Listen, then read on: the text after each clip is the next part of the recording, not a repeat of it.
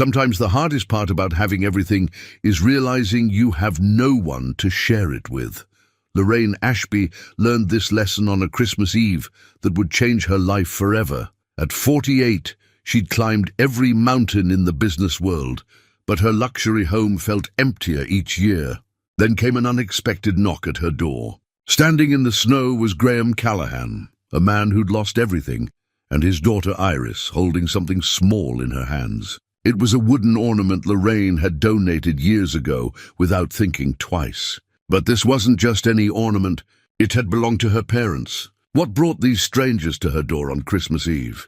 Before we jump back in, tell us where you're tuning in from, and if this story touches you, make sure you're subscribed, because tomorrow I've saved something extra special for you. Lorraine Ashby stood at the floor-to-ceiling windows of her mountain estate, watching snowflakes drift through the darkness like lost souls searching for somewhere to land. The house behind her stretched out in all directions, 5,000 square feet of polished marble, designer furniture, and absolute silence. She held a glass of Dom Perignon in one hand, her phone in the other, scrolling through emails that couldn't wait even on Christmas Eve. At 48, Lorraine had become exactly what she'd set out to be: powerful, wealthy, untouchable. A CEO of Cloudbridge Solutions, she'd built a tech empire from nothing, taking the company public 5 years ago and making herself obscenely rich in the process. Forbes had called her the Iron Lady of cloud computing. Business Insider dubbed her the woman who never sleeps. Both were accurate. Both missed the point entirely. The house was a monument to her success. Perched on a ridge outside Aspen, it offered 360-degree views of the Colorado Rockies. The kitchen had appliances she'd never used. The home theater seated 12. She'd never had more than 3 people in it, and that was the installation crew. 6 bedrooms, each decorated by an award-winning designer, each perfectly pristine because no one ever slept in them. She took a sip of champagne. It tasted expensive and empty. Her phone buzzed. Another board member checking in, making sure she'd reviewed the Q4 projections. She had, of course. She'd reviewed them at 4 in the morning, while most of America slept off Christmas parties. The numbers were good, exceptional even. Cloudbridge was positioned for aggressive expansion in the new year. More data centers, more clients, more zeros in her bank account. More of everything except what mattered. Lorraine caught her reflection in the dark window. Severe bob cut, perfectly styled. Designer cashmere sweater, perfectly pressed. Face that betrayed nothing, perfectly controlled. When had she become this person? When had the sharp angles replaced the soft curves? When had ambition calcified into armor? She knew the answer. She just didn't like thinking about it. Ms. Ashby? The voice came from behind her, tentative and kind. Lorraine turned to find Mrs. Kowalski standing in the doorway to the kitchen. Her housekeeper, though Lorraine hated that word, preferred to think of her as household manager, had been with her for 7 years. A Polish woman in her 60s, with gentle eyes and hands that never stopped moving. She was the closest thing Lorraine had to regular human contact. "Yes, Mrs. K? I've prepared the roast you requested for tomorrow. It's in the refrigerator with heating instructions. The house is ready for the holiday." She paused, worrying the edge of her apron. "Will you be needing anything else?" "No, thank you. You should head home before the roads get worse." Mrs. Kowalski nodded but didn't move. "Ms. Ashby, forgive me for saying so, but it's Christmas Eve. You shouldn't be alone." Lorraine managed a smile she didn't feel. "I'm fine, Mrs. K, really. I have work to catch up on, and I prefer the quiet." It wasn't entirely a lie. She did prefer the quiet. She just wasn't sure anymore if that preference was genuine or simply the path of least resistance. Quiet didn't ask questions. Quiet didn't remind her of what she'd sacrificed to get here. After Mrs. Kowalski left, Lorraine wandered through the house like a ghost haunting her own life. She ended up in her study, a room lined with awards, framed magazine covers, and photographs of her shaking hands with senators and tech titans. On the desk sat a leather journal worn at the edges, the binding cracked with age. Her father's journal. She'd found it 3 weeks ago while organizing her personal storage, a task she'd been putting off for years. Box after box of items moved from her childhood home after her mother died, most of it never unpacked, never examined, just stored away like memories she didn't want to confront. Samuel Ashby had been a carpenter, not a contractor or a developer, just a carpenter. He'd worked with his hands his entire life, building cabinets and furniture for people in their small Pennsylvania town. Lorraine's mother had been a school teacher. They'd been happy, she thought. In that simple way, people were happy before happiness required a certain income bracket. Lorraine had been their only child, their great hope. Smart, driven, determined to be more than what their small town offered. She'd gotten a full scholarship to Penn, then an MBA from Wharton. She'd moved to Silicon Valley at 25 and never looked back. Except sometimes late at night she did look back, and what she saw made her want to look away again. She opened the journal, running her fingers over her father's careful handwriting. Page after page of sketches, furniture designs, joinery techniques, notes about wood grain and finishes. He'd been an artist, really, though he would have laughed at the word. To him, it was just work. Just what you did with your hands when you loved the craft. There were other notes, too. Personal observations, thoughts about life, scattered memories. On one page, dated from 15 years ago, Laurie called today. Sounded tired. Says she's working on something big. I told her I was proud of her. I don't know if she believed me. Not sure she hears me anymore when I talk. Lorraine closed the journal quickly, as if the words might burn her fingers. She hadn't been home when her father died. Heart attack at 62, sudden and final. She'd been in Tokyo, negotiating a merger that would make her millions. By the time she got the news and caught a flight back, he'd already been gone 2 days. Her mother had made the arrangements alone. 5 years later, her mother followed him. Cancer, though Lorraine suspected it was more a broken heart that simply took time to manifest. They'd been married 40 years, and her mother had spent the last 5 of them waiting to join him. Lorraine had cleared out the house efficiently, professionally, hired an estate service to sort through decades of accumulated life. Most of it went to donation centers. Furniture, clothes, kitchen items, decades of small treasures that meant everything to 2 people and nothing to their daughter, who was too busy to sit with memory. She wondered now what else she'd donated without looking. What other pieces of her history she'd sent away, because examining them would require her to feel something she'd spent years learning not to feel. The champagne was gone. She refilled her glass, a habit that was becoming less occasional and more routine. Not a problem, she told herself. Successful people drank good wine. It was sophistication, not weakness.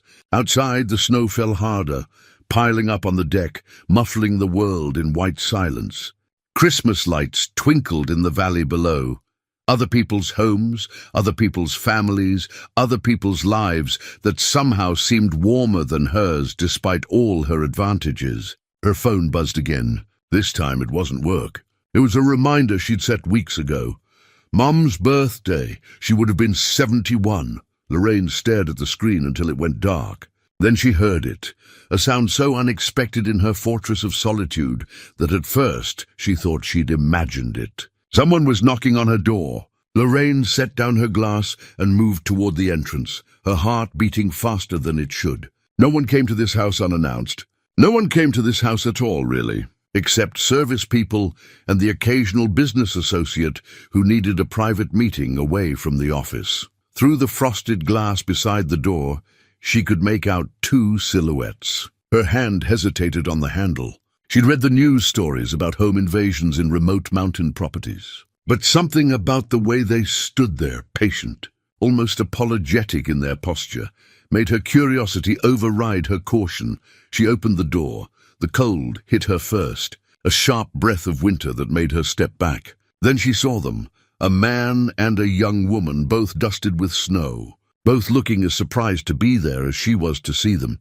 The man was in his mid-50s, she guessed, with weathered features that spoke of a life spent outdoors. His jacket was worn but clean, his boots practical rather than fashionable.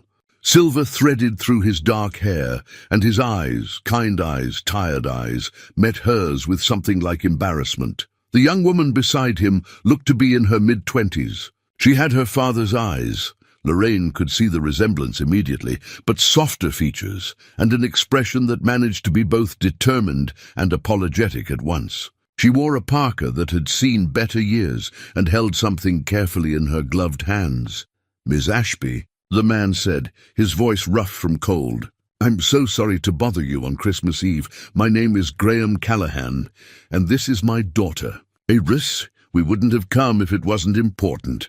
Lorraine found herself unable to speak for a moment, caught off guard by the intrusion into her carefully controlled world. "How did you find this address?" "I know someone who works for the county assessor's office," Graham said quickly.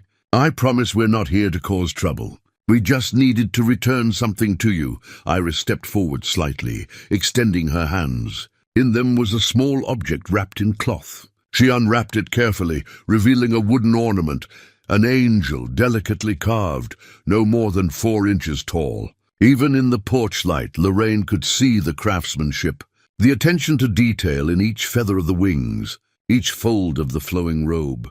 "I don't understand," Lorraine said. "I bought this at a donation center in Denver about 3 months ago," Graham explained. "I'm a woodworker, or I was, and I recognized the craftsmanship immediately. It's exceptional work. Old-school techniques, the kind you don't see much anymore." He paused, seeming to gather his courage. "I recognize the maker's mark on the base. It's subtle, but it's there. Samuel Ashby. I knew your father, Miss Ashby. Years ago, we were both part of the Colorado Woodworkers Guild. He talked about you." Lorraine felt something twist in her chest. She reached for the ornament, and Iris placed it gently in her palm. It was lighter than she expected, the wood smooth and warm despite the cold. She turned it over and found the tiny mark Graham had mentioned. Her father's initials carved so small you'd miss them if you weren't looking. "I donated boxes of things after my mother died," Lorraine heard herself say. "I didn't look through most of them. I hired people to handle it." The admission tasted bitter. "I don't remember this." "Your father made these angels as gifts," Graham said quietly. "Each one was unique. He told me once that he put a piece of his heart into every one of them. I couldn't keep something like that, knowing it belonged with family. It wouldn't have been right." Lorraine looked up at him, this stranger who'd driven through a snowstorm to return something she hadn't known she'd lost. "You came all this way just to give this back?" "We were in the area," Iris said, though something in her tone suggested that wasn't entirely true. "We've been staying with friends in Glenwood Springs, trying to figure out our next move. When Dad realized who this belonged to, he insisted we find you before Christmas. He said it was important." "Important," Lorraine repeated, the word feeling strange in her mouth. When was the last time anything had been important beyond quarterly earnings and market share? She looked at the angel again, really looked at it. The detail was extraordinary, each individual feather carved with precision, the face serene and knowing, the hands folded in a gesture that could have been prayer or blessing. How had her father made something so beautiful? How had she never noticed? "There's an inscription," Graham said, "on the base. I didn't want to presume, but I thought you should know it's there." Lorraine turned the angel over, squinting in the porch light. The letters were tiny, carved with the same precision as everything else. "For Laurie, who will soar, Dad, 1989. She would have been 13, a year before high school, before she'd decided that getting out of their small town was the only thing that mattered. Before she'd started seeing her parents' simple life as something to escape rather than something to cherish. She didn't realize she was crying until a tear fell onto the wooden angel. "Miss Ashby?" Iris's voice was gentle. "Are you okay?" Lorraine wiped her eyes quickly, embarrassed. "I'm fine. Thank you for bringing this. It was kind of you." She started to step back to close the door and process this alone, but something stopped her. Graham was shivering. Not dramatically, but enough that she could see it. His jacket was inadequate for the temperature, and Iris's parka, while warmer, was clearly meant for milder weather. And now that she looked past them, she could see an old sedan in her driveway, its exhaust struggling in the cold, one headlight dimmer than the other. "How long have you been driving?" she asked. "Since this morning," Graham admitted. "We would have been here sooner, but the roads were slow." And to be honest, I kept losing my nerve. Showing up at someone's door on Christmas Eve felt presumptuous. It's getting worse out there, Iris added, glancing at the snow that was now falling in thick, heavy flakes. We should probably head back before the pass closes. Lorraine looked at them, these strangers who'd driven hours through a storm to return a piece of her history she hadn't known she'd thrown away. She thought about her father, whom she'd barely mourned. She thought about her mother, who'd kept this angel safe for years, probably hoping Lorraine would come home and claim it. She thought about the enormous, empty house behind her and the small, full gesture these people had made. "Come inside," she heard herself say. Graham shook his head. "That's not necessary." "We just wanted to return. Please," Lorraine interrupted, surprised by the urgency in her own voice. "It's Christmas Eve and you drove all this way. The least I can do is offer you something warm to drink before you drive back." She paused, then added more softly, "Please, I'd like to hear about my father, about the man you knew." Graham and Iris exchanged a glance, some silent communication passing between them. Finally, Graham nodded. "Just for a few minutes. Then we really should get back on the road." Lorraine stepped aside, holding the door open, the wooden angel still clutched in her hand. As they entered her home, she realized this was the first time in years that anyone had crossed her threshold, for reasons that had nothing to do with business or obligation. It felt like something shifting, like ice beginning to crack. Lorraine led them through the foyer into the expansive living room, acutely aware of how the space must look to them. The vaulted ceilings, the custom furniture, the abstract art that cost more than most people's cars. She saw Graham's eyes, widen slightly as he took it in, and something in his expression made her feel ashamed of her wealth for the first time in years. "Please, sit," she said, gesturing to the leather sofa near the fireplace.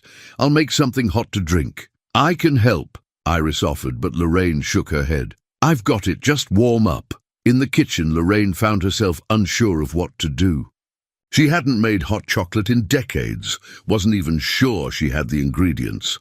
Mrs. Kowalski kept the pantry stocked, but Lorraine rarely looked at what was there. After some searching, she found cocoa powder, milk, and sugar. Her hands shook slightly as she heated the milk on the stove, a task that should have been simple but felt foreign. When she returned with 3 steaming mugs, Graham and Iris were sitting close together on the sofa, speaking in low voices. They stopped when she entered, and she felt like an intruder in her own home. "Thank you," Graham said, accepting the mug with both hands. "This is very kind." They sat in awkward silence for a moment, the only sound the crackling of the fire and the wind outside. Lorraine perched on the edge of an armchair, the wooden angel still in her lap, unsure how to begin a conversation that didn't involve quarterly projections or market analysis. "You said you knew my father," she finally said, "from the Woodworkers Guild." Graham nodded, his expression softening with memory. "I joined in 1998, just after I started my own shop. Your father was one of the senior members, not because he was old, but because he'd been working with wood since he was a teenager. He had this way of teaching without making you feel stupid, patient, generous with his knowledge." "That sounds like him," Lorraine said quietly, though she realized with shame that she wasn't entirely sure it did. How much had she really known? Her father, how much had she paid attention to before she decided his world was too small for her ambitions? "He talked about you sometimes," Graham continued. "Said you were brilliant, going to change the world. He'd show us pictures, you graduating from college, getting your MBA, starting your first company. He was so proud." The words should have warmed her.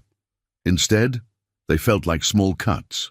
"Did he seem happy when he talked about me?" Graham considered this, his weathered hands wrapped around the mug. "Proud, definitely. Happy for your success. But I always got the sense he missed you. He never said it directly, but there was this look he'd get when someone asked about you, like he was talking about someone he used to know well, but didn't anymore." Lorraine swallowed hard. "I didn't come home much. I was always working, always building something. I thought I had time. That's what we all think, right? That there will be time later. My mother died 2 years ago. Iris said softly. Cancer. She was 53. I thought we had decades left. She glanced at her father. You never think about how fast it goes until it's gone. Graham's expression tightened with old grief. Your mother was sick for 8 months. We knew it was coming, and it still felt sudden. Still felt like we needed more time. I'm sorry, Lorraine said, and meant it. After she died, I couldn't work, Graham continued.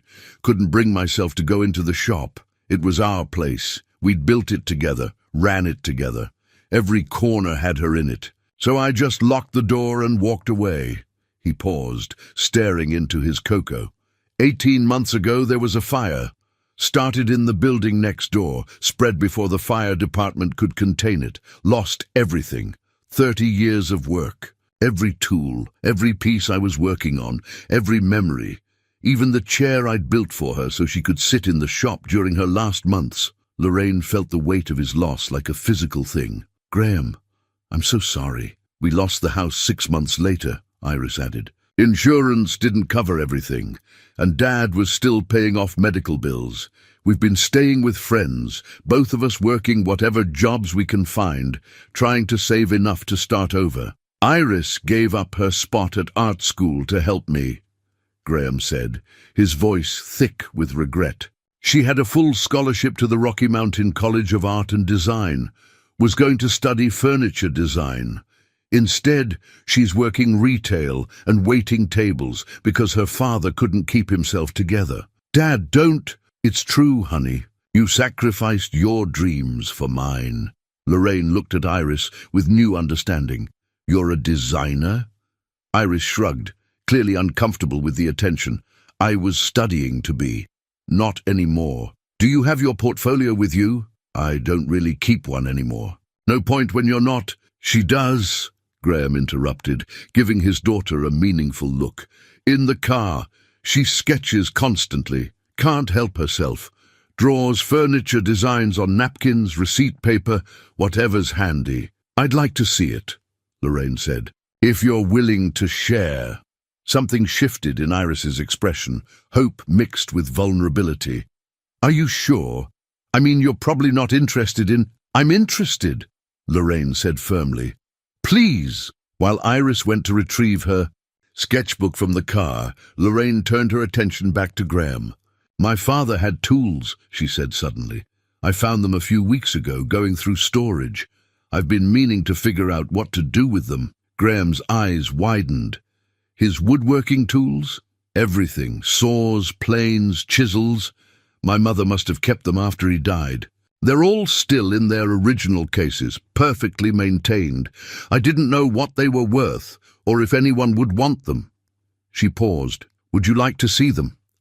Graham's voice caught. Yes, if it's not too much trouble. They were interrupted by Iris returning, snow dusting her hair, a worn leather portfolio clutched under her arm. She hesitated in the doorway, suddenly shy. Come in, Lorraine said warmly. Show me what you've been working on. Iris settled back on the sofa and opened the portfolio. Inside were dozens of sketches, furniture designs that blended traditional craftsmanship with modern aesthetics.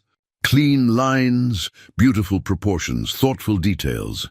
Each piece looked both functional and artistic, the kind of furniture that would become heirlooms. These are extraordinary, Lorraine breathed, turning page after page. Iris, you have real talent. These aren't student exercises. These are professional-level designs. Iris blushed. They're just sketches. I've never actually built any of them. Can't afford the materials, and even if I could, I don't have access to a workshop. Lorraine looked at the sketches, then at Graham, then at the wooden angel still resting on the side table. An idea was forming in her mind, fragile, unexpected, terrifying in its implications. Come with me, she said, standing abruptly. I want to show you something. She led them through the house to the basement door, flipping on lights as they descended.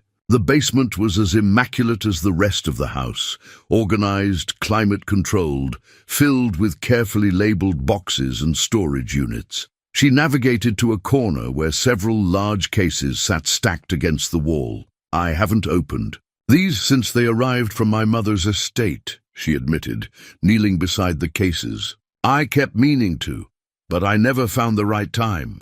With Graham's help, she lifted the first case onto a nearby table and unlatched it. Inside, nestled in custom foam, was a complete set of handplanes, each one gleaming, perfectly maintained, the wood handles smooth from years of use.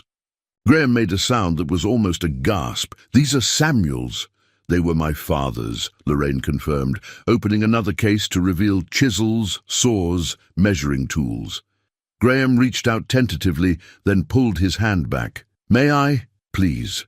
"Oui." He lifted one of the planes, with the reverence usually reserved for sacred objects, turning it over in his hands, checking the blade, running his thumb along the sole. "These are museum quality. Some of them are antiques. This plane has to be 70 years old at least. And they're in perfect condition." He looked at Lorraine with something like wonder. "Your mother took care of these?" "She must have," Lorraine said softly. "I had no idea." They opened the remaining cases together, revealing a complete woodworker's toolkit, everything a craftsman would need to create beautiful things. At the bottom of the last case, wrapped in oilcloth, was a folded piece of paper. Lorraine opened it carefully, her mother's handwriting shaky but clear. "He wanted you to have these. Maybe someday you'll understand what he was trying to teach you." She read the words twice, 3 times, feeling them settle into her chest like stones. Her mother had known that Lorraine had walked away from more than just a small town, had walked away from the values her father tried to instill, the belief that creating something with your hands mattered as much as creating wealth. "I don't deserve these," Lorraine whispered. Graham looked at her, his kind eyes understanding. "Maybe not, but your father wanted you to have them anyway. That's what parents do. They give you things you don't deserve, hoping you'll grow into them." Iris touched her father's shoulder gently. "Like you, with me." The moment hung there, heavy with unspoken emotion. 3 people in a basement, surrounded by tools that represented legacy and loss, each carrying their own weight of regret and hope. Outside, the wind picked up, rattling the windows. The storm was intensifying. They made their way back upstairs, the tools temporarily forgotten in the weight of shared stories. Lorraine felt something shifting inside her. Walls she'd spent years building starting to show cracks. She wasn't sure if she should be alarmed or relieved. "Are you hungry?" she asked as they reached the living room. "I have food, more than one person could possibly need." Graham started to decline, but Iris cut him off.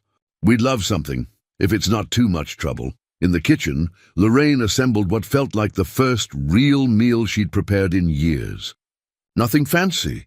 Cheese, crackers, fruit, the roast Mrs. Kowalski had prepared sliced thin and arranged on a platter. She worked quietly, aware of Graham and Iris talking softly at the kitchen island, their easy intimacy with each other a stark contrast to her solitary life. "Can I help?" Iris asked, appearing at her elbow. "I've got it," Lorraine said, then reconsidered. "Actually, yes. Could you grab plates from that cabinet?" They worked in companionable silence for a moment before Iris spoke again. "This house is beautiful. Do you live here alone?" "I do," Lorraine admitted. "It's probably too big for one person, but I like the location. The privacy. Doesn't it get lonely?" The question was so direct, so guileless, that Lorraine almost laughed. When was the last time anyone had asked her something so personal? "Sometimes," she said carefully. "But I'm used to it. My work keeps me busy." "What do you do?" Iris asked, then immediately looked embarrassed. "Sorry, that's probably rude. Dad's always telling me I ask too many questions." "It's fine," Lorraine assured her. "I run a technology company. Cloud computing services. It's about as exciting as it sounds. Dad says you're really successful. He looked you up after he found the ornament." Lorraine glanced at Graham, who had the grace to look sheepish. "I wanted to make sure I was returning it to the right person. I may have fallen down an internet rabbit hole. Forbes lists, business profiles, that kind of thing. I apologize if that feels invasive." "It's public information," Lorraine said with a shrug. "Part of the job."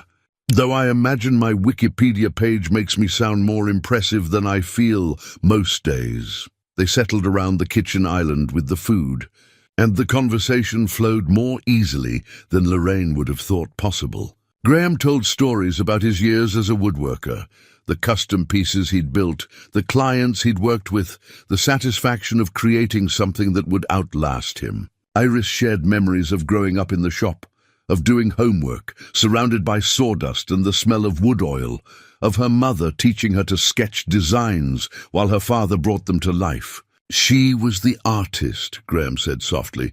I was just the craftsman. Together, we made something special. You're being modest, Iris protested. Your work was art, Dad. Is art.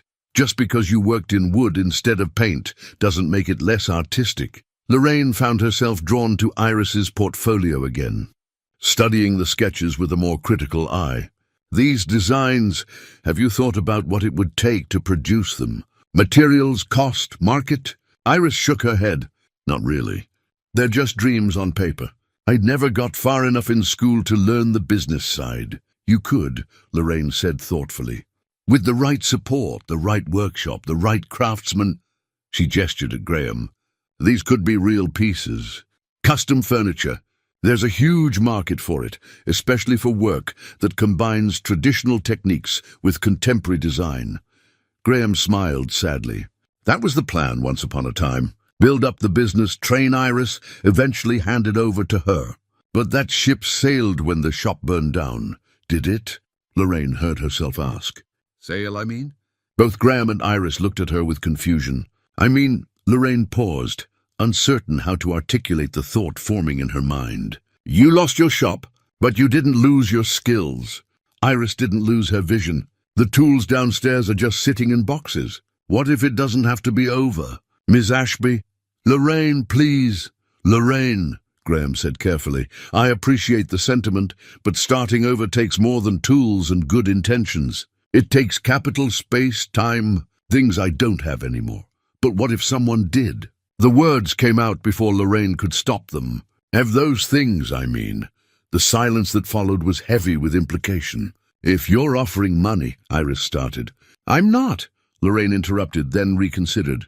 Or not exactly.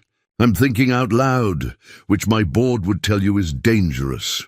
She stood, pacing to the window where snow continued to fall in thick curtains. I have resources. More than I need, more than I know what to do with. And I have something else, time. Or I could if I wanted it. I don't understand, Graham said quietly. Lorraine turned back to them, the idea crystallizing even as she spoke. I've spent 25 years building a company I'm not sure I believe in anymore. I'm very good at what I do, but I don't love it. I'm not sure I ever did. I just loved winning. She gestured at the house around them. This is what winning looks like. Empty and cold and perfect. Lorraine, Iris's voice was gentle. What I'm saying, badly, is that maybe we could help each other. You need resources to rebuild. She paused, struggling for honesty. I need something real, something that matters beyond stock prices and market share. Graham shook his head slowly. I can't accept charity. I appreciate what you're trying to do, but my pride won't allow it. It wouldn't be charity, Lorraine insisted. It would be an investment, a partnership. You provide the craftsmanship and knowledge. Iris provides the design vision. I provide the business expertise and capital. We build something together. Why would you do that? Graham asked. You don't know us. We show up at your door on Christmas Eve, and suddenly you want to go into business with us. It was a fair question. Lorraine looked at the wooden angel, still sitting on the side table where she'd placed it. Because you drove through a snowstorm to return something that belonged to my father. Because you saw value in it when I threw it away without looking. Because, her voice caught, because I've spent so many years accumulating things and losing everything that matters. Maybe it's not too late to change that. The wind howled outside, rattling the windows. Graham looked at his daughter, some silent communication passing between them. Our car is making a terrible noise, Iris said suddenly. The engine's been struggling since we left Glenwood Springs. I don't think we're driving anywhere tonight. Lorraine felt a surge of relief at the practical interruption.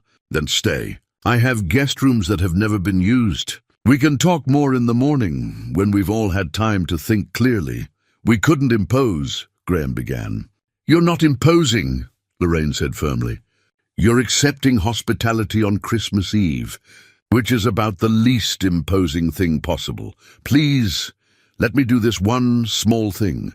Graham studied her face for a long moment, and whatever he saw there must have convinced him. Just for tonight. Then we'll figure out where to go from here.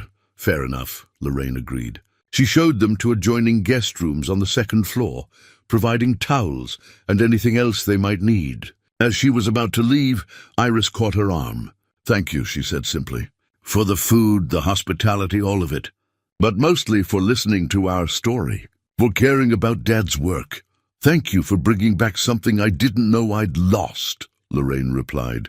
Back in her own room, Lorraine sat on the edge of her bed with the wooden angel in her hands. The inscription seemed to glow in the lamplight.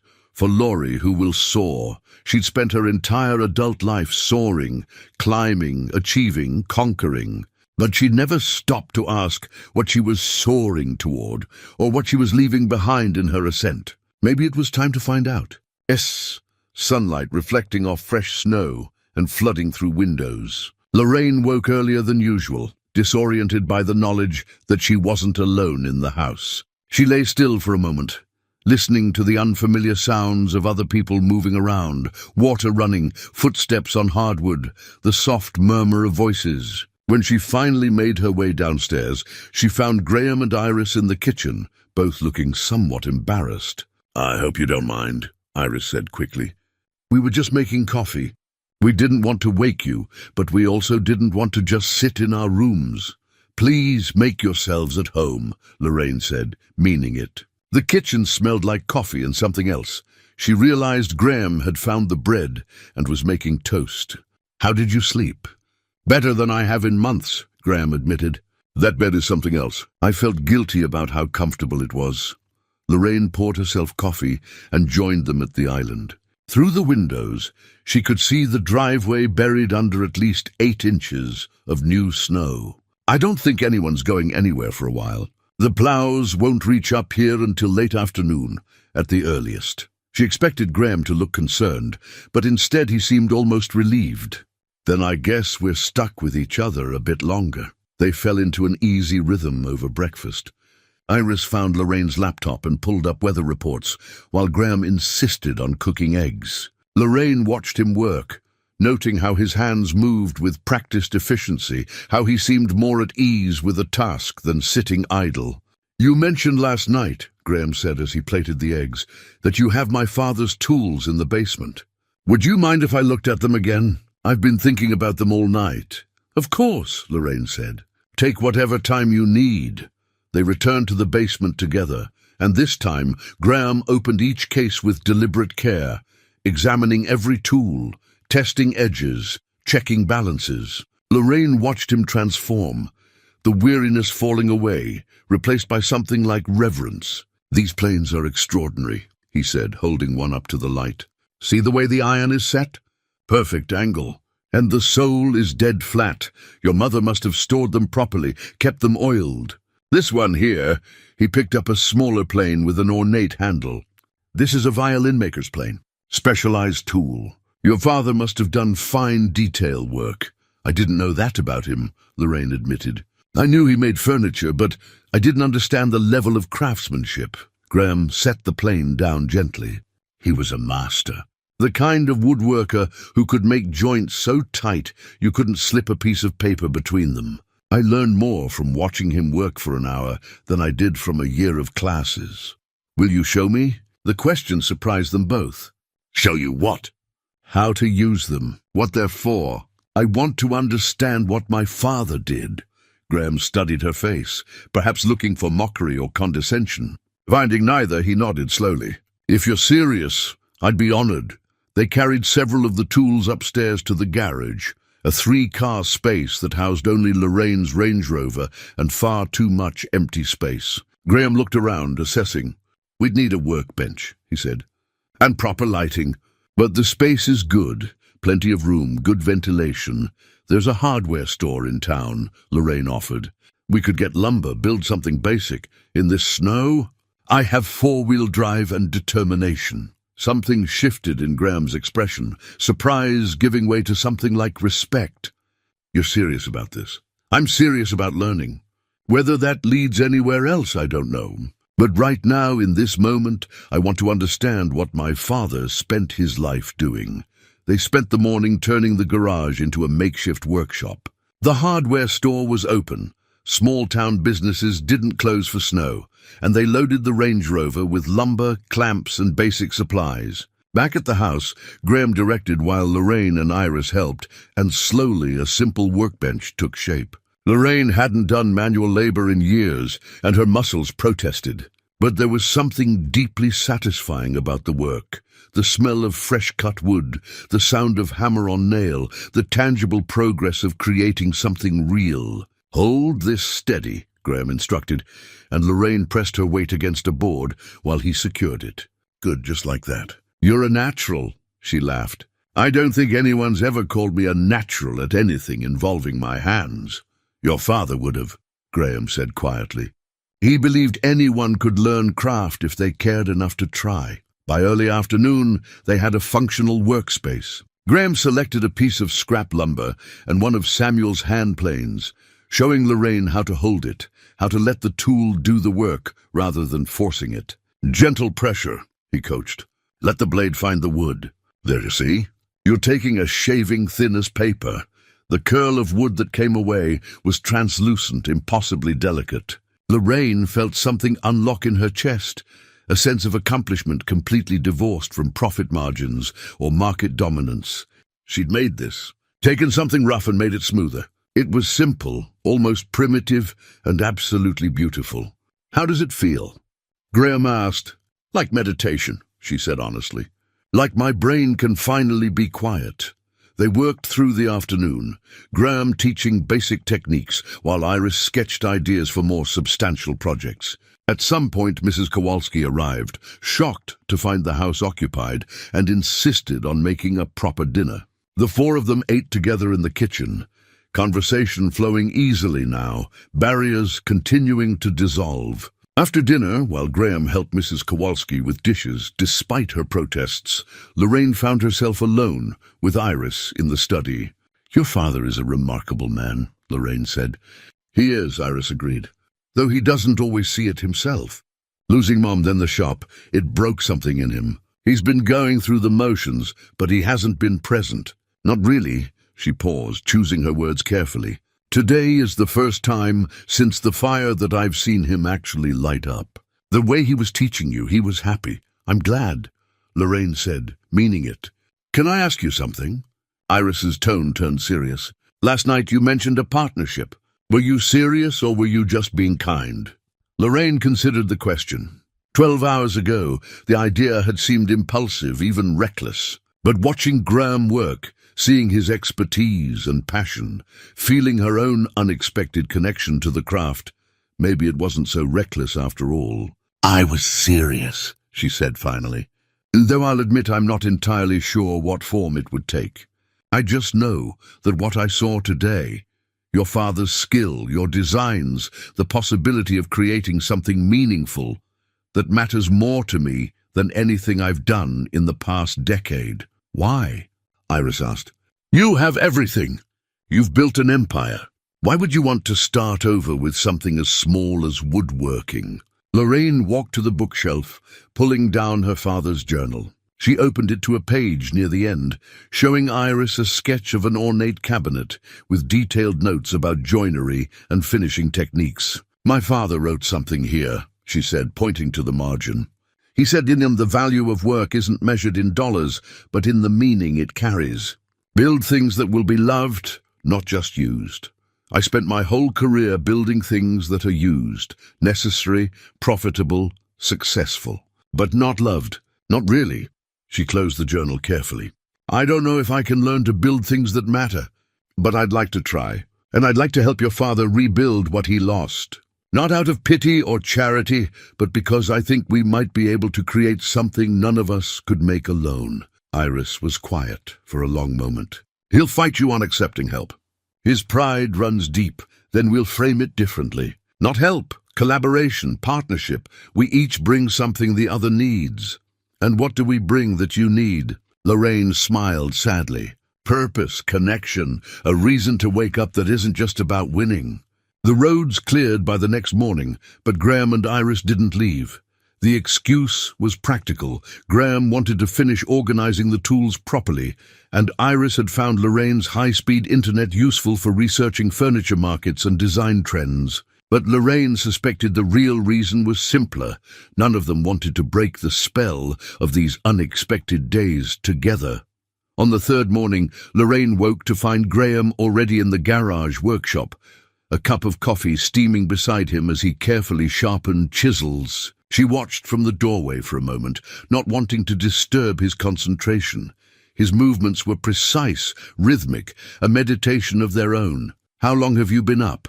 she asked finally. He looked up, startled, then smiled. "Couple hours. Old habit. I always started work before dawn when I had the shop. Something about the quiet morning makes the work feel sacred somehow. May I join you?"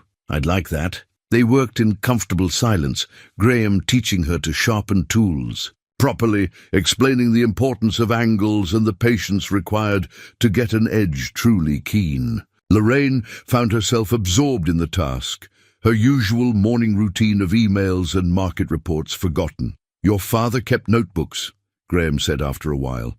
"Did you find any besides the journal you showed me?" "I found several boxes of his things. I haven't looked through most of them." "Would you mind if I did? I'd like to see his techniques, his thoughts. It would be like learning from him again." The request touched something tender in Lorraine. "Of course. They're in my study. Take whatever time you need." Later that afternoon, she found Graham sitting cross-legged on her study floor, surrounded by opened boxes and spread notebooks. His face was wet with tears. "Graham?" She knelt beside him. "What's wrong?" He held up a piece of paper. A letter, she realized, in her father's handwriting. "I found this tucked in one of his journals. It's addressed to you. He never sent it." Lorraine took the letter with shaking hands. The date at the top was from 8 years ago, a month before her father died. "Dear Laurie," it began, and even seeing her childhood nickname in his careful script made her chest tight. "I visited your office last week. Didn't tell you I was coming. I know you're busy, and I didn't want to interrupt. I stood outside that glass building and watched you through a window. You were in a meeting, standing at the head of a long table, everyone listening to you like you were the most important person in the world. And you are important. You've built something extraordinary. But Laurie, sweetheart, you looked so severe, so hard. Nothing like the girl who used to sit in my workshop and laugh while I taught her to sand with the grain. Nothing like the daughter who believed that making something beautiful with your hands was the greatest joy in the world. I know you think I don't understand your work. You're wrong. I understand ambition and drive. I understand wanting to make your mark. What I don't understand is why making that mark requires losing yourself in the process. I'm proud of you. I need you to know that. I'm proud of your intelligence, your determination, your success, but I'm also worried. I'm worried that you've forgotten what matters, that you're so focused on climbing, you've forgotten to look at the view. I hope you figure it out before it's too late, Laurie. I hope you find your way back to the things that feed your soul instead of just your bank account. I hope you remember that success that costs you your humanity isn't success at all. I love you. I'm proud of you. I miss you. I miss who you were. When you believed making something beautiful was enough. Come home sometime, not for me, for yourself. Remember where you came from before you go too far down a road you can't come back from. Love always, Dad. Lorraine read the letter 3 times, tears streaming down her face. Graham sat quietly beside her, offering silent support through his presence. "He saw it," she whispered finally. "He saw what I was becoming, and he tried to warn me." "He loved you," Graham said gently. "That's what this letter is. Love." He died a month after writing this. I was in Singapore on a business trip. I didn't make it back in time. She looked at Graham, needing him to understand. I chose a board meeting over getting on a plane immediately. I thought I had a few more days. I thought work couldn't wait. Lorraine, He knew I'd lost myself, and he tried to reach me, and I was too busy climbing to listen. The words came out between sobs now. What kind of person does that make me? Graham's hand found hers. A human one, a flawed one, the kind who gets a second chance if they're brave enough to take it. They sat together on the floor, surrounded by her father's notebooks and tools and unspoken wisdom. Iris found them there eventually, took one look at the scene, and simply sat down on Lorraine's other side. No words, just presence. After a while, Lorraine wiped her eyes and looked at the notebooks scattered around them. What else did you find? Graham picked up one of the leather-bound books. Plans, dozens of them. Furniture designs, architectural details, decorative pieces.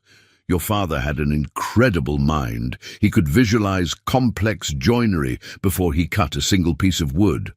Show me. They spent the rest of the afternoon going through Samuel's work, years of accumulated knowledge, sketches, notes, refinements. Lorraine began to understand not just what her father did, but how he thought. Every design had a purpose beyond aesthetics.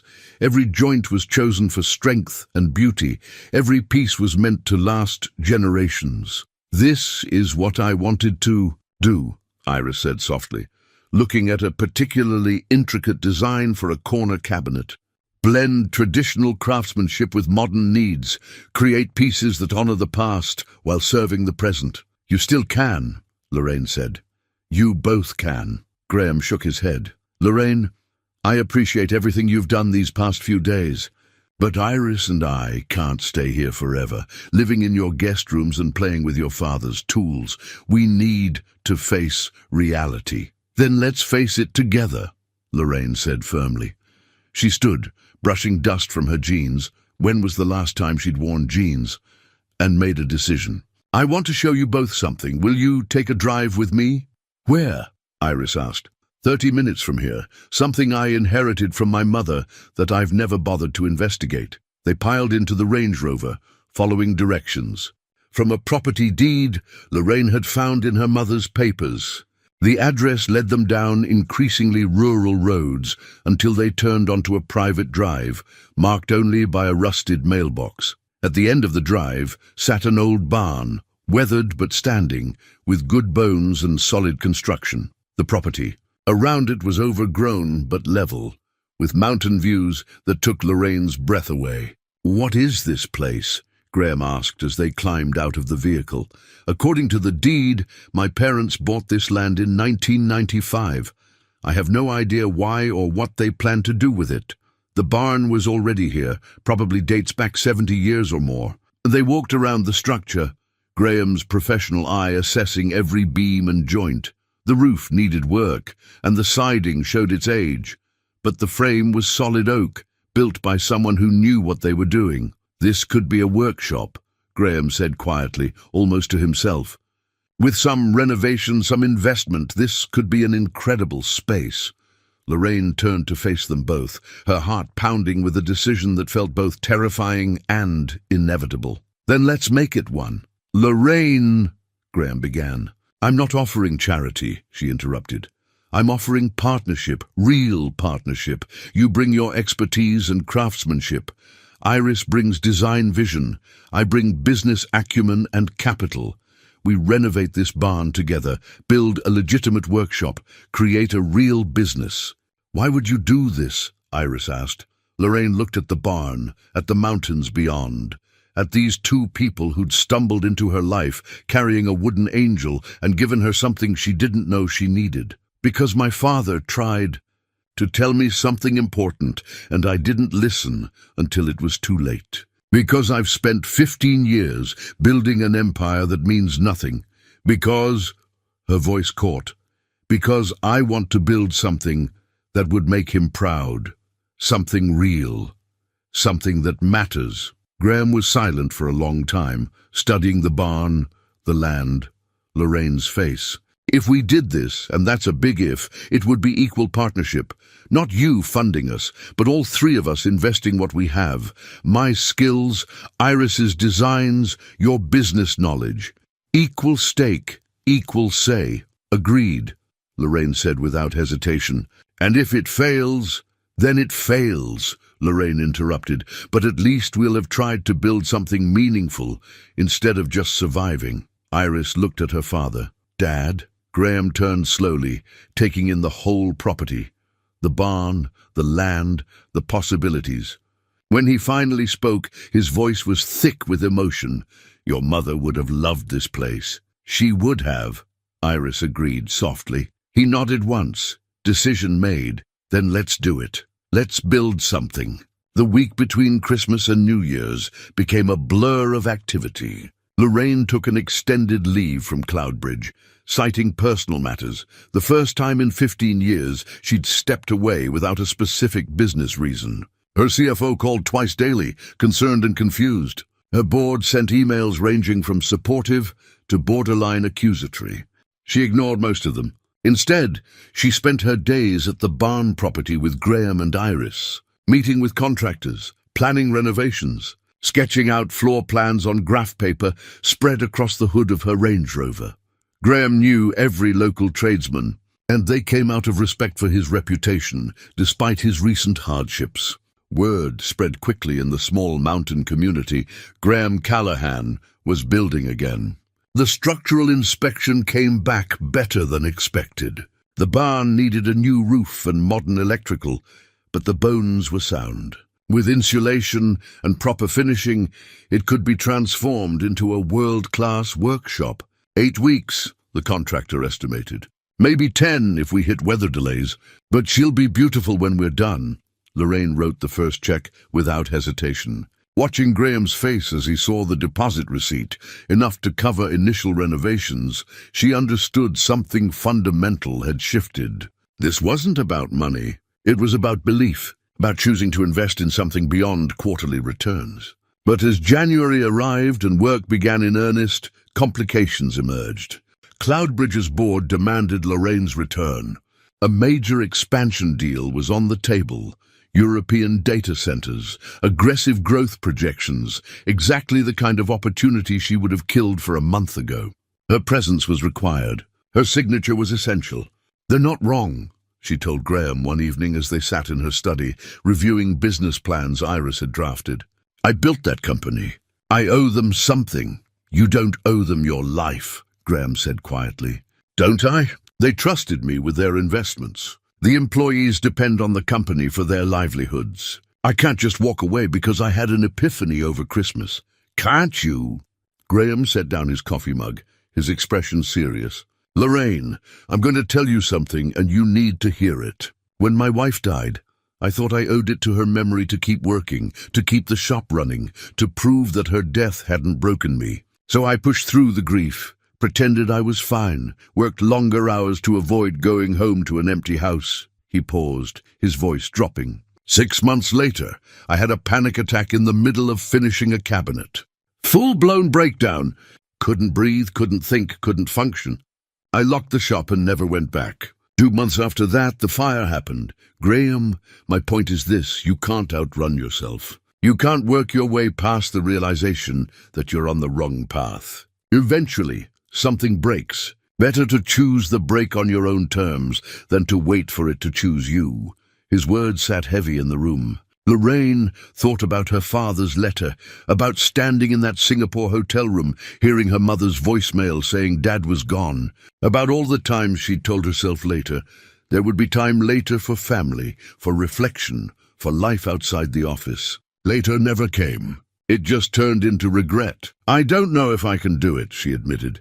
Walk away from everything I built. Then don't walk away. Run. Graham's smile was sad but knowing. Run towards something that matters before you forget what mattering feels like. The next morning, Lorraine drove to Denver for an emergency board meeting. The room was exactly as she remembered. Glass walls, leather chairs, faces that measured worth in shareholder value. She sat at the head of the table, her usual position, and felt like a stranger in her own company. Lorraine, thank you for coming in. Harrison Ford, no relation to the actor, always his opening joke, the board chairman began. We need to discuss the European expansion. The deal closes in 3 weeks, and we need you leading the negotiations. She listened to the presentation, watched the projected growth curves. heard the enthusiasm in voices discussing market penetration and competitive advantage. It was everything she'd worked toward: global dominance, unprecedented scale, her name in the history books as one of tech's great empire builders. And she felt nothing. "I need to tell you something," she said when they finished. "I'm resigning." The silence was immediate and absolute. "You're what?" Harrison's face went pale. "Resigning as CEO, effective immediately. I'll help with transition for 60 days, but I'm done." "Lorraine, if this is about compensation," another board member started. "It's not about money." She stood, surprised by how calm she felt. "It's about the fact that I've spent 15 years building something I don't believe in anymore. You need a CEO who wants to conquer Europe, who lives for quarterly growth, who measures success in market share. That's not me. Not anymore. What are you going to do?" Harrison asked, still stunned. "Build furniture." The word sounded absurd, spoken in that room, but Lorraine smiled anyway. "I'm going to build furniture with people who matter, in a barn that belonged to my parents, using tools my father left me. And I'm going to remember what it feels like to create something beautiful instead of just profitable." She left the paperwork on the table. Formal resignation, transition plan, recommendations for her successor. Walking out of that building for the last time, she felt lighter than she had in years. Free. But freedom, she discovered, came with complications. That afternoon, sitting in her parked car outside a coffee shop, she called Iris. "I did it," she said when Iris answered. "I resigned." "Lorraine, are you okay?" "I'm terrified, exhilarated, maybe a little nauseous." "Is your dad around?" "He's at the barn with the electricians." "Want me to get him?" "No, actually, I want to talk to you. About the business plan you've been working on." She could hear papers shuffling through the phone. "What about it?" "I've been thinking about it all wrong," Lorraine said. "We've been planning a small operation, custom pieces, local clients, sustainable growth. But what if we thought bigger? How much bigger? What if we created a cooperative? Not just your dad building pieces, but training other craftsmen, teaching traditional techniques to a new generation. We could have apprenticeships, workshops, a gallery space. Your designs could be the foundation, but we could feature work from multiple artisans." Iris was quiet for a moment. "That's ambitious. I just walked away from a multi-billion-dollar company. I'm feeling ambitious." Lorraine laughed, surprising herself. "But more than that, I keep thinking about what my father wrote. About creating things that matter. What if we created not just furniture, but opportunity? A place where craftsmanship is valued, where people can learn trades that connect them to something real." "Dad would love that," Iris said softly. "Teaching was always his favorite part of the guild meetings. He used to say passing on knowledge was more important than any individual piece." "Then let's do it. Let's build something bigger than any of us imagined." They talked for another hour, Iris's excitement building as they refined the vision. By the time Lorraine hung up, she had pages of notes and a sense of purpose that felt completely foreign and absolutely right. She drove back to the mountain as evening fell, eager to share the expanded vision with Graham. But when she arrived at her house, she found him sitting on her front steps, Iris beside him, both looking shaken. "What's wrong?" Lorraine asked, alarm rising. Graham held up his phone. "I got a call from my landlord, the friend we've been staying with in Glenwood Springs. He sold his property. We have 2 weeks to find somewhere else." "That's not all," Iris added quietly. "I got a call too, from the art school. They're offering me a full scholarship again. Someone dropped out, and there's an opening. But I have to decide by tomorrow, and it's residential. I'd have to move to Denver, be there full time." Lorraine sat down on the steps beside them, understanding the weight of what they were saying. Everything they'd been planning, the partnership, the workshop, the future, suddenly complicated by logistics and opportunity. "Iris, that's wonderful," she said carefully. "You should take it, but the business will still be here. We'll need your designs, your vision. You can work remotely, come up on weekends. We'll make it work." "And what about me?" Graham asked, his voice tight. "I have nowhere to live, no income until the workshop is operational, and apparently I'm about to lose my daughter to art school again." The words hung in the cold air. Lorraine felt the fragility of their plans, how quickly circumstances could unravel dreams. She thought about her empty house, her guest rooms that had never been used until Graham and Iris arrived. She thought about her father's letter, about choosing meaning over comfort. "Move in here," she said. Both of them stared at her. "I'm serious. I have 6 bedrooms, 5 of which are completely unused. The house is 10 minutes from the barn site. You wouldn't pay rent. Consider it part of our partnership. You'd be investing your time and expertise in renovations while living here. It makes practical sense." "Lorraine, we can't," Graham began. "Why not? Because it's unusual? Because it doesn't fit conventional business arrangements?" She looked at both of them. "Nothing about this situation is conventional. We're 3 people who met by accident on Christmas Eve, building a furniture business in a barn based on my dead father's tools. If we're going to do this, let's actually do it. Messy, unconventional, real." Iris looked at her father. "Dad?" Graham ran his hand through his hair, clearly struggling. "It feels like accepting charity." "It's accepting practicality," Lorraine countered. "You need a place to live. I have space I don't use. The barn needs daily oversight during renovation. You can provide that." Meanwhile, Iris goes to school, continues contributing designs remotely, and we build something together. All 3 of us, just at different distances. "What do people say?" Graham asked. "About a man my age moving into your house?" "I don't care what people say," Lorraine said honestly. "Do you?" The question sat between them. Finally, Graham smiled, a real smile, tired but genuine. "I used to care a lot about what people thought. Then I lost everything and realized opinions don't keep you warm at night. Family does. Real connection does. Is that what we are?" Iris asked quietly. "Family?" Lorraine felt tears prick her eyes. "I think we might be. The kind you choose instead of the kind you're born into." They sat together on the steps as stars emerged overhead, 3 people bound by circumstance and choice, building something none of them had planned, but all of them needed. "Okay," Graham said finally. "I'll move in temporarily until we figure out something more permanent." "I'll take the scholarship," Iris added. "But I'm coming home every weekend. And by home, I mean," she gestured at the house. "If that's okay?" "It's more than okay," Lorraine said. "It's perfect." The transition happened faster than any of them expected. Within a week, Graham had moved his few possessions, 2 suitcases and 3 boxes, into the guest room he'd occupied over Christmas. Iris packed for Denver, her car loaded with art supplies and the excitement of reclaimed dreams. Lorraine found herself navigating a reality she'd never imagined, sharing her space, her life, her morning coffee routine with someone else. It was terrifying. It was wonderful. Graham proved to be an easy housemate. He woke early, made coffee quietly, and spent mornings at the barn site supervising renovations. Evenings, he'd return covered in sawdust, apologetic about tracking in dirt, always offering to cook dinner as payment for his room. Lorraine insisted no payment was needed, but she wouldn't refuse his cooking.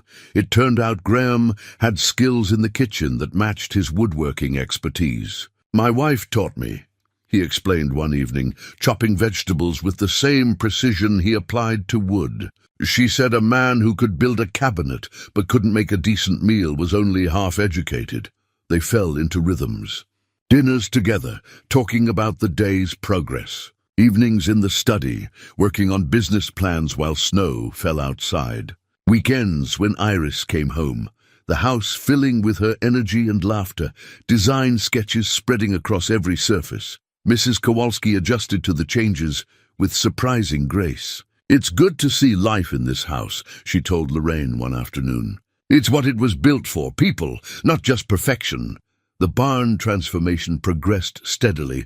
New roof, modern electrical, proper insulation. The space was taking shape, raw potential becoming reality. Graham spent hours there, consulting with contractors, making decisions about layout and workflow. Lorraine watched him come alive in ways she'd never seen.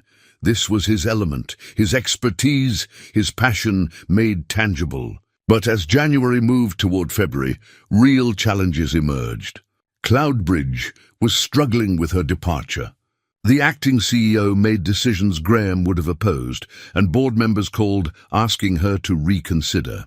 Her inbox filled with messages from colleagues, employees, investors, some supportive, many confused, a few angry. "You built this company," her former CFO said during one particularly difficult call. "How can you just walk away?" "Because I built it at the cost of everything else," Lorraine answered. "And I'm choosing to build differently now." Money became a conversation they could no longer avoid. The barn renovations were expensive, more than initial estimates. Lorraine covered costs without hesitation, but Graham grew increasingly uncomfortable with the financial imbalance. "We need to formalize this," he said one evening, spreading papers across the dining table. "Actual partnership documents, legal structure. You're investing significant capital. I'm investing labor and expertise. We need to establish fair equity distribution." "I don't care about equity," Lorraine protested. "I do." Graham's voice was firm. "Because if this is going to work, truly work, it has to be built on something solid. Not guilt, not charity, not one person carrying everyone else. Equal partnership means equal stake in success or failure." They spent a week working with lawyers, drafting documents that formalized what had begun as impulse. Callahan and Ashby Woodworks became a legal entity. Graham owned 40%, Iris 20%, Lorraine 40%. Profit sharing, decision-making authority, dispute resolution, all codified, all clear. Signing the papers felt momentous. They were no longer playing at business. This was real. To partnerships built on faith. Lorraine toasted that night with champagne she'd been saving for some unnamed future celebration. "To second chances," Graham added. "To family," Iris said from her laptop screen. She joined the signing via video call from Denver. "The kind we choose." But choosing family, Lorraine discovered, meant accepting its complications. In mid-February, Iris called with news that shifted everything. "I've been offered an internship," she said, her voice tight with conflicting emotions. "With a major furniture design firm in New York. 3 months, good pay, incredible opportunity. But it's full-time and it starts in April." "Iris, that's amazing," Lorraine said, even as her heart sank. "It means I'd miss the workshop opening, miss the first builds, miss everything we've been planning." Graham, listening on speaker, was quiet for a long moment. "You have to take it, Dad. I'm serious, honey. This is your career, your future. The workshop will still be here when you get back. But the business plan, my designs are central to—" "Your designs are extraordinary, and we'll use them," Lorraine interrupted gently. "But Graham's right. This opportunity won't come again. We'll manage. We'll adapt. And you'll come back with even more knowledge and contacts." The call ended with Iris still uncertain, but Lorraine could see Graham's struggle. His daughter was leaving again, pursuing dreams that took her away from him. It was the right thing, the necessary thing, but it cost him. "She's allowed to live her own life," he said quietly after they hung up. "I know that, but it doesn't make it easier to watch her go. She's not leaving you. She's growing. There's a difference." "I know." He stood pacing to the window. "When her mother died, Iris put everything on hold to take care of me. Her education, her dreams, her own grief, all set aside because I was falling apart. And then the fire happened, and she sacrificed even more. I want her to be free of that burden. But I also—" His voice cracked. "I'm terrified of being alone again." Lorraine crossed to stand beside him. "You're not alone. I'm here. This is real, what we're building together. It doesn't disappear because Iris takes an internship." He looked at her, something shifting in his expression. "Why are you doing this, Lorraine? Really? You could have written me a check and felt charitable. Instead, you've turned your entire life upside down. Why?" The question deserved honesty. "Because meeting you and Iris that night showed me what I'd become. Someone who'd traded everything meaningful for success I didn't even want anymore. You brought me my father's ornament, but you really brought me a mirror. And I didn't like what I saw reflected. That's not enough reason to change your whole life, isn't it? What's a life worth if you're not living it for something that matters?" She gestured at the house around them. "I had all of this. I was miserable. Now I have less in some ways, less prestige, less power, less certainty about the future. But I have more of what counts: purpose, connection, the possibility of building something that will outlast me." Graham was quiet, processing. "Then I'm afraid too, of failing, of letting you down, of proving that I can't actually do this anymore." "Then we'll be afraid together," Lorraine said simply, "and we'll do it anyway." The next week brought their biggest challenge yet. A major client, a Denver hotel group, reached out, interested in commissioning custom furniture for a new mountain resort. 20 guest rooms, a lobby, a restaurant, easily $200,000 in work if they could deliver in 4 months. It was exactly the kind of project that could launch the business into viability. It was also impossible with their current setup. The workshop wouldn't be fully operational for another month, and it was just Graham. One man couldn't build furniture for an entire resort on that timeline. "We'd need a team," Graham said, studying the project specs. "At least 3 experienced woodworkers, maybe 4. And we'd need them now, not in a month." "Can you find them?" Lorraine asked. "Maybe. The old guild network. There are craftsmen I know, people I've worked with. But hiring them requires capital we don't have yet. And there's no guarantee they'd take the risk on a startup operation." Lorraine pulled out her laptop, accessing her investment accounts. "How much capital?" "Lorraine, no. We can't keep spending your money. It's not my money anymore. It's our money, the partnership's money. And this is what investments are for. Calculated risks with high potential returns." She turned the screen to show him the numbers. "I can cover operating expenses for 6 months. Salaries, materials, everything. But you'd need to recruit the team and convince them we're legitimate." Graham stared at the figures, clearly overwhelmed. "This is insane." "Probably," Lorraine agreed. "But so is everything else we've done. At least this insanity has a business plan." He laughed, shaking his head. "My wife would have loved you. She always said the best decisions felt crazy until they worked. Then let's make it work." Graham spent the next 2 weeks reaching out to old contacts, calling in favors, pitching the vision. 3 woodworkers agreed to join, veterans of the trade who'd been struggling to find meaningful work in an increasingly automated industry. They wanted what Graham wanted: to build things that mattered, using skills that were becoming extinct. The team assembled in early March, meeting at the nearly completed workshop.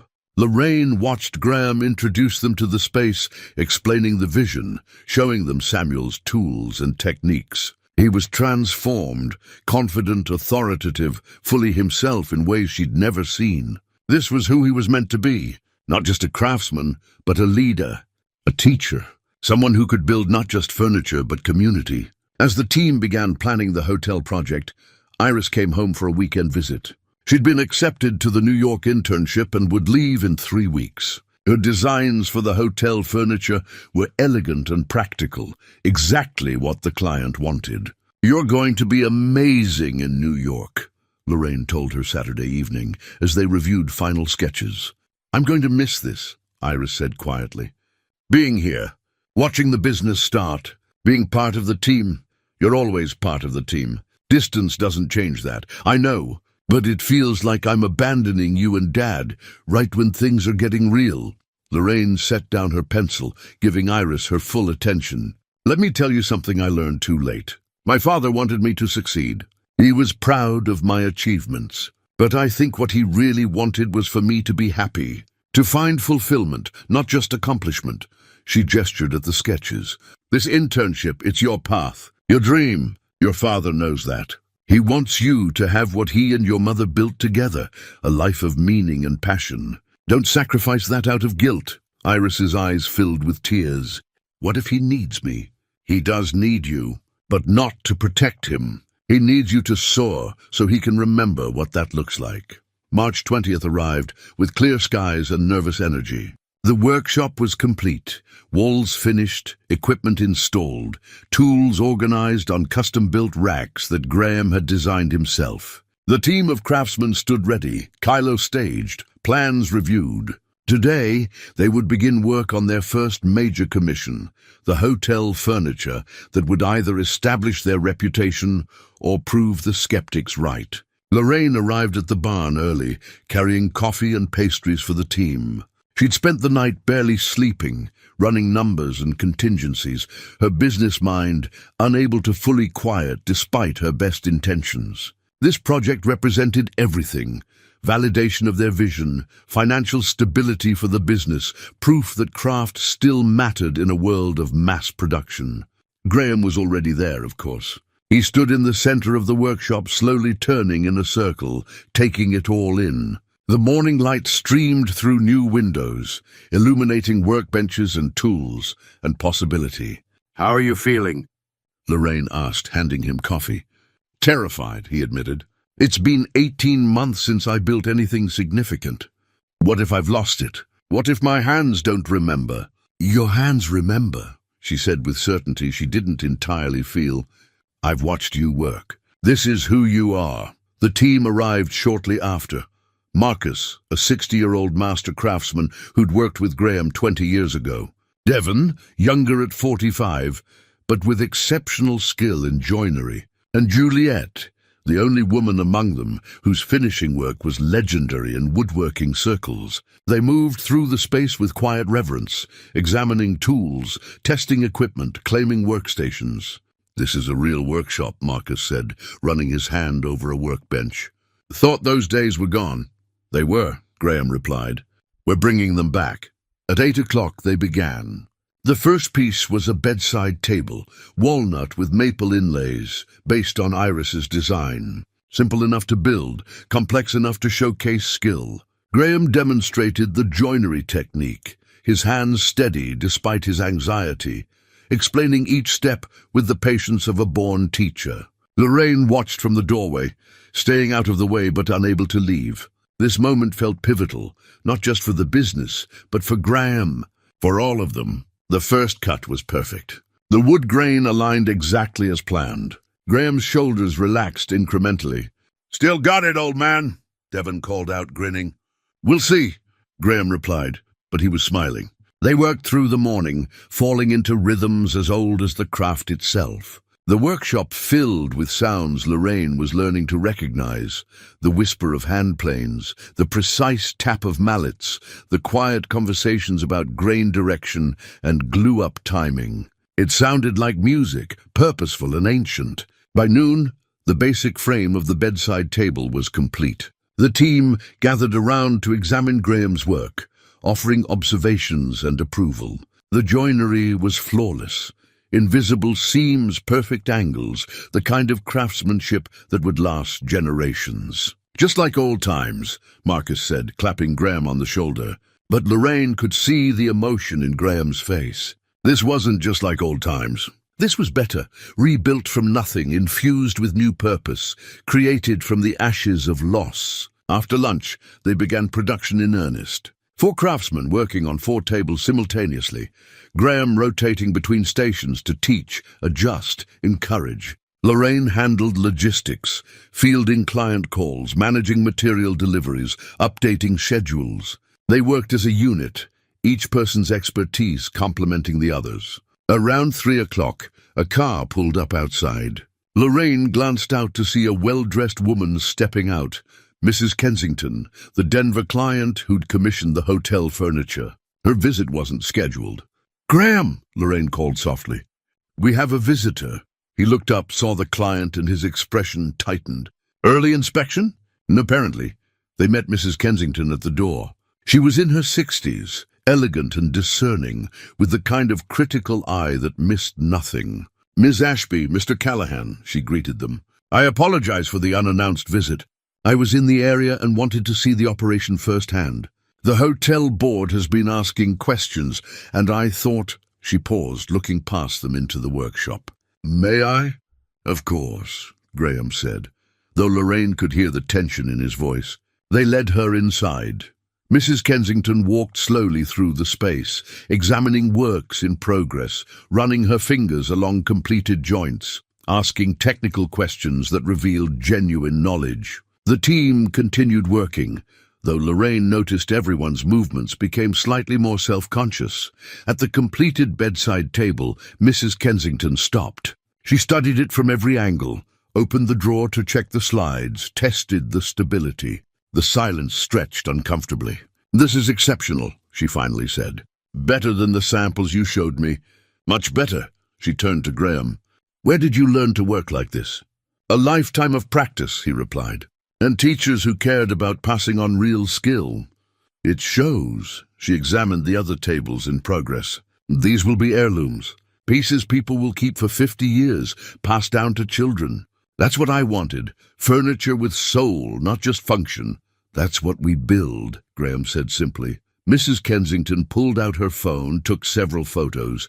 The hotel board will want to see this. But I need to ask, can you maintain this quality across 20 rooms? This isn't just one table. It's beds, dressers, desks, nightstands. Hundreds of pieces, all to this standard. The question hung in the air. It was the fear they'd all been carrying. Could they scale craftsmanship? Could they build enough, fast enough, without compromising quality? Graham looked at his team, at the workshop they'd built together, at Lorraine standing beside him. Yes, he said with quiet confidence, we can. It won't be fast, but it will be right. That's the promise we're making. Every piece built like it matters, because it does. Mrs. Kensington studied his face, perhaps looking for doubt or hesitation. Finding neither, she nodded. Good, because I'm adding 6 more rooms to the order. The hotel board loved your initial work. They want the full treatment, 30 rooms total plus lobby pieces. Lorraine's breath caught.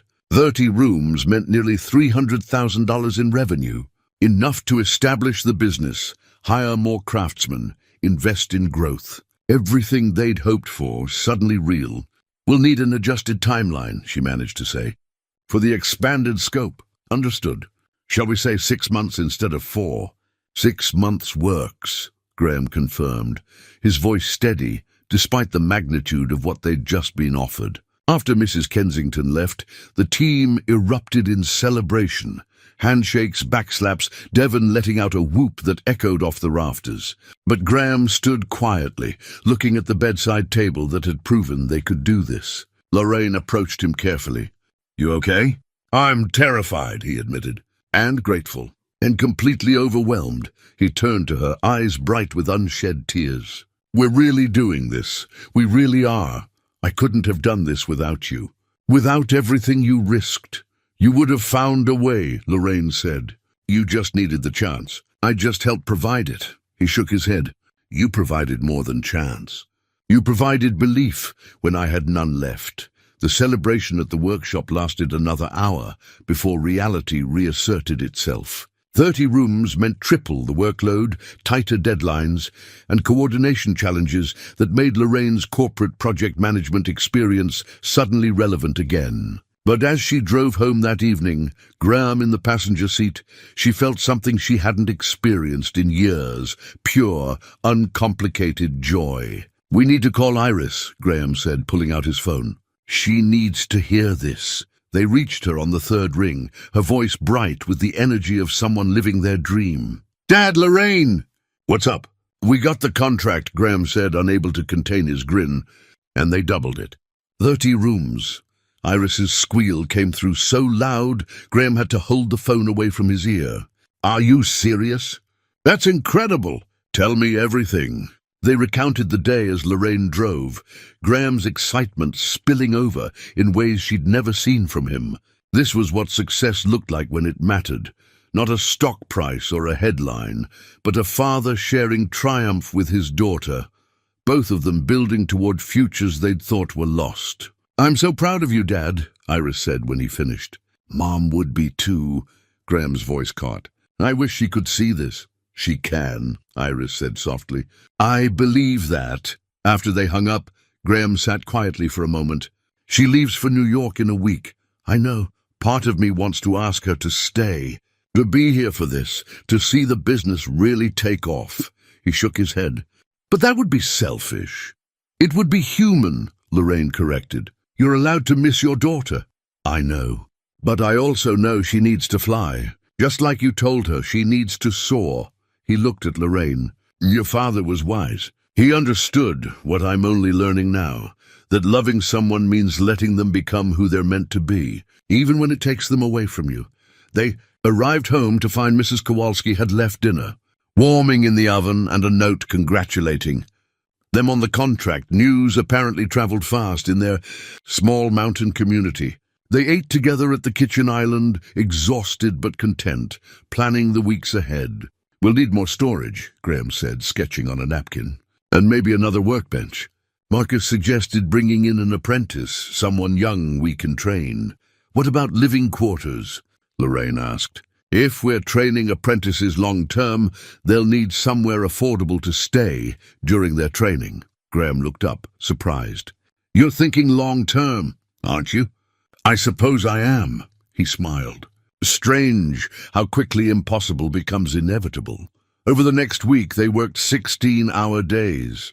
The team at the workshop building furniture with methodical precision, while Lorraine managed the business side. Contracts, insurance, marketing materials. She discovered she was good at this kind of work too, when it was in service of something meaningful rather than just profitable. Evenings, she and Graham would review progress over dinner, their conversations ranging from joinery techniques to profit margins to Graham's memories of teaching Iris to sketch as a child. Slowly, imperceptibly, the house stopped feeling like Lorraine's space and became their space. Shared territory, common ground. On Iris's last night before leaving for New York, they threw a small dinner party. The workshop team came, bringing wives and partners. Mrs. Kowalski cooked a feast. The house filled with laughter and stories and the warmth of community Lorraine had spent decades avoiding. After dinner, Graham presented Iris with a gift, a small wooden box he'd been working on secretly, carved with intricate designs that incorporated both his style and her artistic sensibility. "For your jewelry," he said, voice thick with emotion, "or whatever treasures you collect in New York. Something to remind you that home is here when you're ready to come back." Iris held the box like it was made of glass, tears streaming down her face. "It's perfect, Dad, you're perfect." "I'm really not," he said with a soft laugh. "But I'm trying." Later, as guests departed and dishes were cleared, Lorraine found herself alone with Graham on the back deck, watching stars emerge over the mountains. "Thank you," he said quietly. "For what?" "For giving me back my life. For believing in something I'd stopped believing in myself. For—" he paused, searching for words. "For becoming family, when I thought mine was broken beyond repair." Lorraine felt tears prick her eyes. "You gave me something too. Purpose. Connection. A reason to remember who I was before I became who I thought I needed to be." They stood in comfortable silence, the evening cold, but the moment warm. Something had shifted between them over these months. Friendship deepening into something Lorraine couldn't quite name, but felt in her chest like a steady flame. "I'm scared," Graham admitted. "Of Iris leaving. Of the business failing. Of being happy again and having it taken away like everything else." "Me too," Lorraine said. "I walked away from everything familiar. Some days I wake up terrified I've made a catastrophic mistake." "Have you?" She considered the question honestly. "No. This is the first thing I've done in 20 years that feels right. Scary, uncertain, completely outside my control, but right." Graham turned to face her fully. "Lorraine, I need to tell you something. These past months, living here, working together, building this business, it's been more than just partnership for me. You've become—" he struggled, clearly uncomfortable with vulnerability. "You've become essential. To my life, not just my work. And I don't know what to do with that." Lorraine's heart hammered. "I don't know either, but I know I don't want you to leave. I know this house feels empty when you're not in it. I know that somewhere between returning an ornament and building a workshop, we became something neither of us planned. Is that okay?" Graham asked. "Can it be okay?" "I think it has to be," Lorraine said, "because I can't imagine going backward now." He reached for her hand and she took it. They stood like that under the stars, two people who'd found each other in the wreckage of their separate lives, choosing to build something new together. Inside, Iris watched through the window, smiling through her tears. Some things she thought were worth leaving for, because you trusted they'd still be there when you returned. 6 months later, Lorraine stood in the completed hotel lobby, watching sunlight stream through floor-to-ceiling windows and illuminate the furniture they'd built. Every piece was a masterwork. The reception desk with its flowing grain patterns, the lounge chairs that managed to be both elegant and inviting, the coffee tables that would bear the weight of 1,000 conversations. This was what legacy looked like when built with care rather than speed. "It's perfect," Mrs. Kensington said beside her, running her hand along the desk's polished surface. "Better than I imagined. The board wants to discuss furnishing our other properties. We have hotels in Vale and Telluride." "We'd be honored," Lorraine replied, making mental notes about capacity and timeline. "Let me connect you with Graham to discuss specifics." After Mrs. Kensington left, Lorraine walked through the guest rooms one final time. Each space told a story through its furniture: headboards carved with mountain motifs, dressers with hand-cut dovetails, nightstands that would last generations. Graham's team had poured themselves into this work, and it showed in every detail. Her phone buzzed. A text from Graham. "Iris lands in 2 hours. Meet us at the barn?" She smiled, typing back, "Wouldn't miss it." The drive to the workshop had become so familiar it felt like muscle memory. The barn stood against the mountain backdrop like it had always belonged there, which, in a way, it had. They'd simply given it new purpose, honored what it was while transforming what it could be. Inside, the team was assembling for their weekly meeting. But today felt different, special. Graham had hung a banner, "Welcome home, Iris," and Marcus was arranging pastries on the communal table they'd built together last month. "She doesn't know we're all here," Graham said when Lorraine arrived. "I told her just to meet me at the barn. Ambush by affection," Lorraine said. "I like it."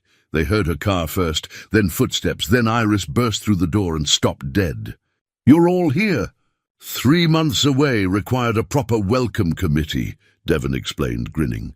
Iris hugged her father first, long and tight, then made her way around the room, embracing each person. When she reached Lorraine, she whispered, "Thank you for taking care of him." "We took care of each other," Lorraine whispered back. Over coffee and pastries, Iris regaled them with New York stories. The designers she'd worked with, the techniques she'd learned, the contacts she'd made. But what struck Lorraine most was how she kept returning to home, to the workshop, to what they were building here. "The firms in New York are impressive," Iris said. "Cutting-edge design, international clients, all of it. But they're missing something. They've forgotten that furniture should have soul, should connect the maker to the user across time." She looked around the workshop. "What you're doing here matters more than anything I saw there. Does that mean you're staying?" Graham asked, trying to sound casual and failing completely. "It means I'm home," Iris confirmed. "The internship was incredible, but this is where I belong. Where we're building something that will outlast us." The relief on Graham's face was palpable. He'd never asked her to stay, had supported her going, but having her back clearly meant everything. Later, after the team dispersed, the three of them sat in the workshop office, a small space Lorraine had insisted they create, complete with Iris's design sketches covering one wall. "The business is sustainable now," Lorraine said, reviewing their accounts on her laptop. "The hotel contracts, plus the custom pieces we've been commissioned for private clients, we're profitable. Actually profitable, not just surviving. We should celebrate," Iris suggested. "We should expand," Graham countered. "Remember the apprenticeship program we discussed? Now we can afford it." They spent an hour planning, not just business strategies, but legacy. How to train the next generation of craftspeople. How to preserve techniques that were disappearing. How to prove that in a world of mass production, craftsmanship still mattered. As evening approached, they locked up the workshop together. Graham paused at the door, looking back at the space they'd created. "You okay?" Lorraine asked. "I'm thinking about the fire," he admitted. "About losing everything and thinking my life was over. If someone had told me then that 18 months later I'd be here doing this with both of you, I wouldn't have believed them. Life is strange that way," Iris said softly. "The worst moments can lead to the best ones if we're brave enough to keep going." They drove back to the house in caravan, Iris following in her car packed with New York belongings she was moving back into her room. The house that had once echoed with emptiness now hummed with life. 3 people building a family from choice rather than blood. That night, after Iris went to bed, Lorraine found Graham in the study, examining her father's journal as he often did, seeking wisdom from a man he'd known briefly, but respected deeply. "I've been thinking," he said when she entered, "about next steps. For us, I mean, not the business." Lorraine's heart quickened. "What about us? We've been dancing around something for months now. Living together, building together, becoming something neither of us quite knows how to name." He closed the journal carefully. "I'm 55 years old, Lorraine. Too old to play games or pretend I don't feel what I feel. These months with you have been the happiest I've been since my wife died. And I hope you feel something similar." "I do," Lorraine said quietly. "I feel more alive than I have in decades. More myself than I've been since I was young enough to believe that love and work and life could all exist in harmony." Graham stood, crossing to where she sat. "Then maybe we stop dancing around it. Maybe we just acknowledge that this thing we've built, it's not just a business or a partnership. It's a life together." "Together," Lorraine agreed, taking his hand. Through the window, the wooden angel ornament caught lamplight from where it sat on the mantel. Beside it now rested the carved box Graham had made, and between them a framed photo of the three of them at the workshop's opening. Family by choice, bound by craft and courage and second chances. Lorraine had spent years soaring toward an idea of success that left her empty. Now standing in this house with this man, building furniture and futures and family, she understood what her father had tried to tell her all along. Some people soar by climbing higher, others soar by finally coming home.